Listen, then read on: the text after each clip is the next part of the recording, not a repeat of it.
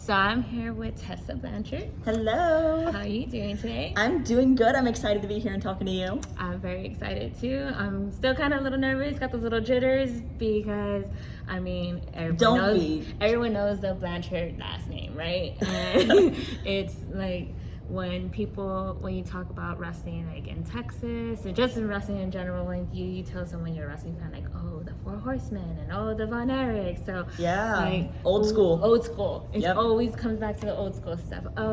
So what, like for you, what is it like having your father being famous for the Four Horsemen, and like people, is that like one thing that they always come up to you like, oh, is that your I think so, a little bit. I get more excited about it now, like to talk about my family and in wrestling.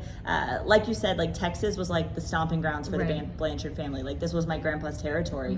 And so one thing that I've always said whenever people ask me like about how it is like being a third generation wrestler, I'm like, it's awesome. Like I get to carry on my family's last name. Right. But at the same time, like over the past 9-10 years, I've gotten to forge my own path at the same time, which was something that was like super important to me. It was like carrying on that family legacy, but how am I also gonna tell my own story? Right.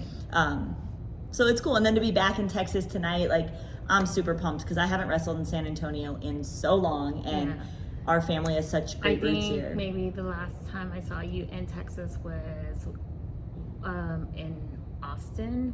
Wrestle Circus, maybe? Wrestle Circus. Well, see, it's been a minute. It's been a long time. And it's just kind of like, I know you have a big thing where you wrestle men. And what is that like for you to be able to just go in there and compete with the men and wrestle? And I think it like piggybacks on your last question, right? Like one thing that I've always wanted to do is make history in my own way, and something that was like unique to me. And there's been a few different like instances in my career where I'm like, oh, this is my moment, and each time there was something that happened that I was like, all right, that wasn't my moment, because I know whatever my moment is, like it's gonna feel so special and so great. And still I haven't had it yet, but I think it kind of piggybacks off that, because wrestling guys, I trained with guys not growing up, but when I started wrestling in North Carolina.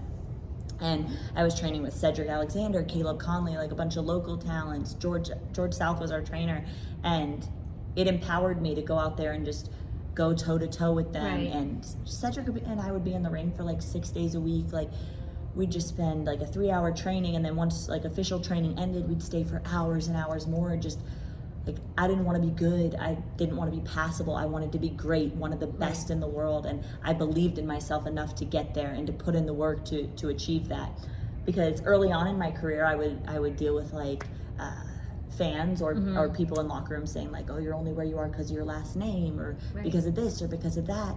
And it may have been true at that time, because I was getting opportunities when I was like maybe a year in, and I probably wasn't ready for those opportunities because I wasn't good. My first introduction to you was in New Jersey, actually. What was it? It was WrestlePro. Oh, okay.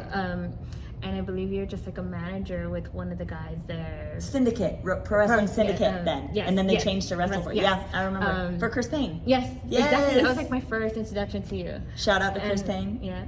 Kurt Hawkins when he was there, Brian Myers. Yes. And they had their feud going on. I think that was my final show with them. And you turned on Chris Payne. And ripped the shirt over. Like, that was like my first time being introduced to you as a wrestler. And I was like, oh, okay, And I was still just dipping my feet in at that point. Like, nothing, it was a long time ago. It was like my first few years of wrestling. I was, driving from North Carolina to Rahway, New Jersey for a hot dog and a handshake and sleeping in my car and driving right back to North Carolina for a bunch of like those shows, and most of the time just to get an opportunity. Like I loved wrestling, I just wanted to be around. And that's how I feel like with myself, like as a media person, because I would get told sometimes like, oh, why don't you just not jump the barricade, but go to the other side of the barricade and become a wrestler or become like a personality in wrestling. I was like, like I don't really feel that's me. Like I would love to try it one time to just see how it feels. Maybe go back to school, see how it is, but at the same time I feel like this is my calling. Being the media, being a photographer, just something like just to help be in there and help people be promoted and kind of just if you feel that calling though, like whatever makes you feel calm or like gives you purpose, like those are the things that you have to follow in life, right? So if you feel that way, like I'm more like leaning towards this instead of getting like in the ring, then listen to that and do that. My body's all messed up already, so I don't know. But like it's not just the people that are in the ring that are important, right? Like I always say, it takes at least 3 people to have a great match: the referee and the opponents, and just likewise, like the people backstage, like the media people, the reporters, like they're just as important too. So like, what advice would you give someone that is looking into becoming a wrestler? And I know that I did see like on your social media where you do classes at Hybrid here in San Antonio. So what is it like actually working with some of those students and seeing them, they're going to be on some of these shows tonight. So like, how do you feel about that? I haven't worked with all the Hybrid students, but some of them have come to our classes, and just watching their transformation, like I don't know everything. I don't pretend to know everything. I know what works for me, and if something that works for me works for somebody else, like in their progression, then I'm super cool with that. I'm really passionate about basics, so footwork, timing, transitions, those kinds of little details I feel are like what takes someone from here and brings them here. It's all in the details to take someone from mid-card to main event. So my advice, I guess, because some people do come up and they ask, and I've thought about it, and I think it would be like, this business is tough. Like it takes a lot from you. I've had so many highs and so many lows, and my greatest advice would be to keep balance in your life, because wrestling isn't everything at the end of the day, and it's something super fun and gives us purpose. And when I'm in the ring, I don't think about anything. I don't think about problems. I don't think about bills. I don't think about anything crazy going on in my life that's convoluted or whatnot. I think about what I'm doing in that moment, and I love it. But in the other hand, there's a lot of parts of this business that can weigh on you in a really heavy way. So I think it's really important to have your balance of real life and the wrestling world. I think that would be like the greatest bit of advice I could give someone. Like, wrestling is what I do, it's not who I am. Right. And have you wrestled your husband yet? I have. We wrestled a few times. I like tagging more often than not. Funny little story was like, I think it was bar wrestling, and we wrestled each other, and there was a little space in the ring, and my foot just went like sideways, and it shocked me for a minute, and I was like, my ankle, and I just started hitting him, and he was like, why are you doing this? And so what are some of your passions outside of wrestling? So right now I'm in school, which is like a huge passion of mine. I'm going for international affairs. So lots of history. I love history. You take me to a museum for the day and I'm like super happy. I'm also just passionate about coaching. Like I said, like I'm happy with everything that I've done in wrestling so far. I feel like in some ways I've opened up a door for female athletes to be looked at as more than a bathroom break. Like we can go out there and we can go toe to toe with the guys. We can main event without any men involved whatsoever, because there are so many females out there that are phenomenal athletes and can go out there and just kill it. And that was one thing I was super passionate about, just putting out there. And I kind of felt like through intergender wrestling, I was able to do that. Which I know some people like have their feelings about intergender wrestling, which I completely respect and understand. I do feel like there is a way to do it. And I feel like myself and someone before me who was a big spokesperson for intergender wrestling, Candice Lorette. Candice, I just had a conversation with her a few weeks ago when I ran into her at a signing, and I was like, thank you for everything that you've done for intergender wrestling, because without her, I don't feel like I would have gotten to do a lot of what I got to do, go and be the first women's world champion. And Candice, through like her matches at PWG with the Bucks and with Roddy and so many people there, like she opened a lot of doors for us too. And I don't really feel like she got the recognition she deserves through that. So yeah, I'll get lost in the conversation with you. So besides like your passions, like going to school and things, what are some of your workout like techniques that you do to stay in ring shape and like just kind of keep a life balance? So we do a lot of in-ring conditioning. I always say like being an in-ring athlete, being in-ring conditioned is so different from being in shape. In-ring shape and in shape are so different. And if you're a wrestler, you know what I'm talking about. But we do lots of in-ring cardio, drills. We also try to add some like plyometrics type stuff. I'm in the gym lifting weights probably 5 to 6 days a week. Just I listen to my body and see how I feel.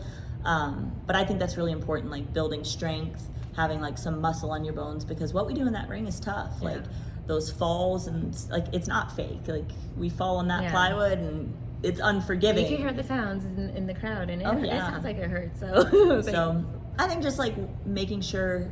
I always say being in the gym is my 9 to 5. Right. So like I'm working on my body. I'm always growing. If I start today, then it can never get worse than today. All I can do is keep getting better and better. Well, I've seen some of your pictures like on your Instagram where you're working out, and it's like, you know, you're lifting those weights just like, you know, the men do. Like, and that's one thing like I do too. I love to work out. Good. And I love to do like strength training and stuff like that. So it's like I feel good when I could lift, you know, like 200 and something pounds. Hell yeah. You know, it's like, and if it makes you feel good, then keep doing more of that. If something makes you feel not good, you don't do those things. Right. So like, and that's in any area of life, not just the gym, but like if it makes you feel good, then yes. What is your favorite cheat meal? Ooh, this is a good one. Pizza. I love pizza. Pineapple does belong on pizza. I don't care who you are. I hope you guys heard that in the back. Pineapple belongs on pizza. I'm getting all the thumbs up right now. I love sushi, but I don't really count that as a cheat meal. Right. Because I try to eat that whenever I can. I love sushi. Pasta. I love lasagna. Like Italian food. I love lasagna. So maybe that. I found this thing at Vitamin Shop called Muscle Mac. Okay. And it's like protein macaroni and cheese, I guess. Really? And I love that. My mom used to make us like macaroni and cheese and put hot dogs in it when we were younger, and I will love that.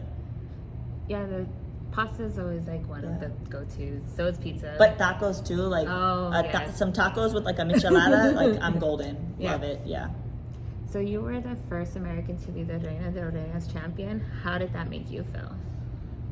Whew, that was something that was on my bucket list, was that Reina's championship. And feuding with Taya, like she's one of my favorite opponents like of all time, because there's always a challenge. But being on a Triple Mania and being the first American Reina de Reinas champion was like huge on my list. And to accomplish that, like I remember sitting at the top of the ladder and I was like, this ladder's really high, but I'm like looking out at like 40,000 people.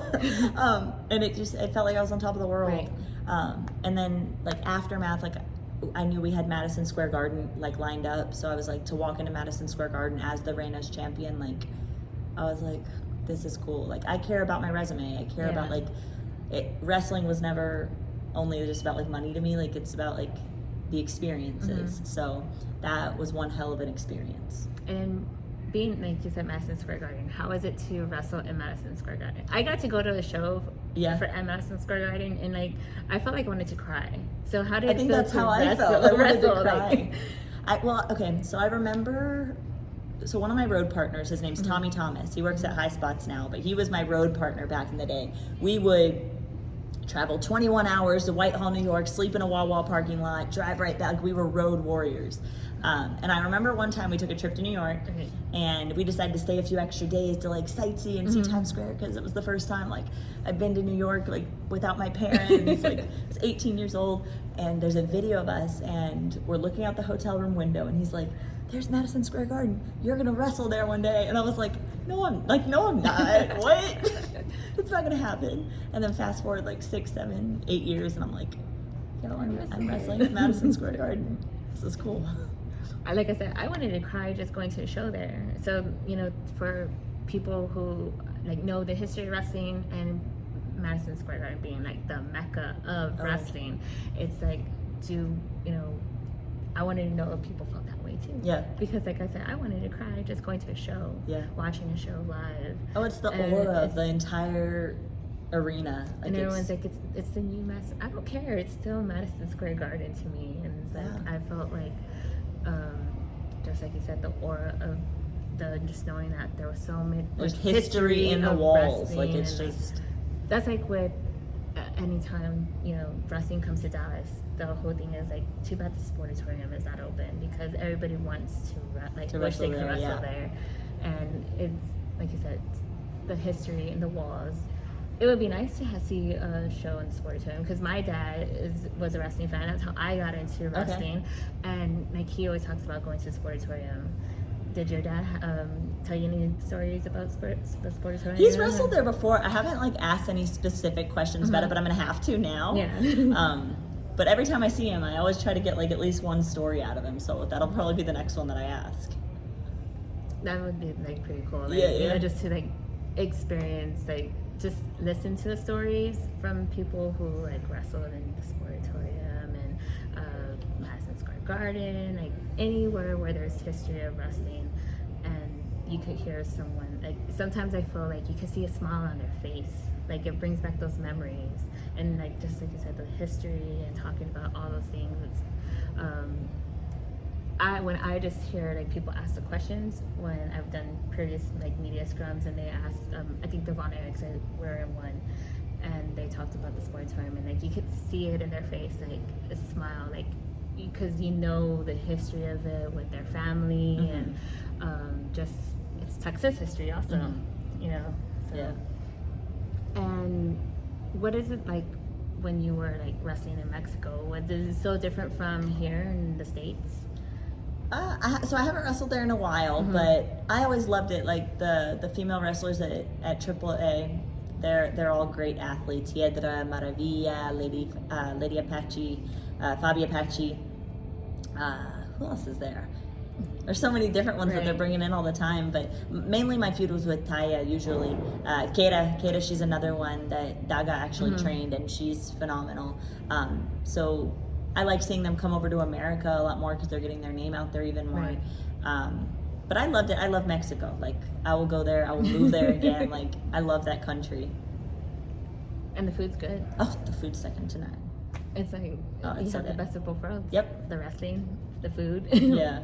It's like you have everything there that you need. Well, thank you so much for your time. I really appreciate it. Thank you for having me. This has been so much fun. Thank you, guys. Bye.